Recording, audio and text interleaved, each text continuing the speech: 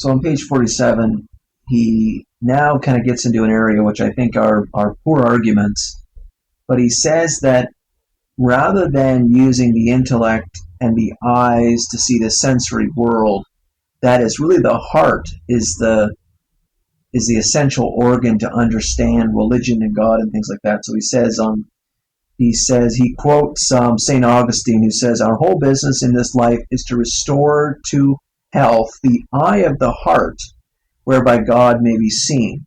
And he quotes a bunch of different people that say the same thing. This Persian poet named Rumi, who says the eye of the heart, and I think John Smith, the Platonist, I don't know who that is, unless that's the Mormon John Smith, I'm not sure, but that was Joseph Smith, I think.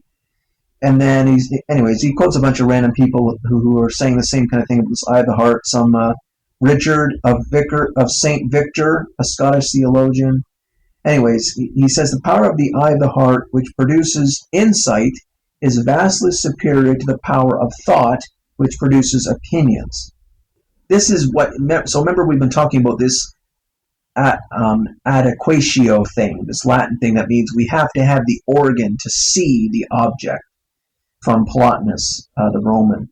And so what he's saying is that in order to see religion and God, we need another organ. We can't use our eyes. We can't even use our intellect necessarily.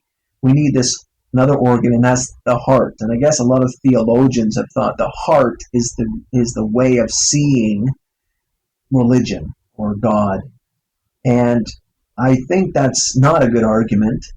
And I think that the heart is actually, it may be our weakest organ in the sense it is most easily propagandized and through emotions, really, because I think the heart is what we often feel emotions from. And of course the brain, the heart, and the eyes and things like that. And I'm not so sure because we can, like I said, be propagandized, and our compassion and sympathy, of course, don't always let us make good decisions. And I would rather trust the intellect. For example, we don't elect judges to use their hearts necessarily. We really want them to use their brains. If we thought the heart was so important of an organ for determining things as an organ of awareness, then we would want judges that are somehow trained in the heart. But no, we don't. We have people who are supposed to be trained in law and trained in logic and supposed to be, in quotation marks, not the heart. So I don't think that's a good argument. But again, they need this other tool. And over time I've seen religion as a social program, as a way of getting people collectivized and controlled.